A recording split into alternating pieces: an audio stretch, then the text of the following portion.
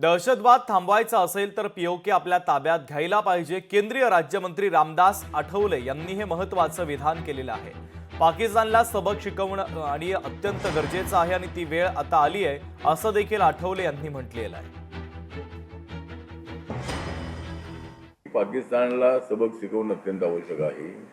ही आता वेळ आलेली आहे आणि पीओके मधूनच हे सगळे आतंकवादी ट्रेनिंगचे सेंटर त्या ठिकाणी होती आणि पीओके त्यांच्या ताब्यात असल्यामुळं तिथून सहज त्यांना इकडे घुसखोरी करता येत आहे आणि म्हणून पीओके आपल्या ताब्यात आलं पाहिजे।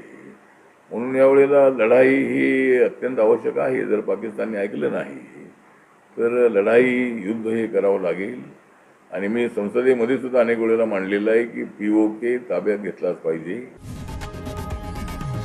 लोकशाही मराठी ऐका, पहा, जागरूक रहा।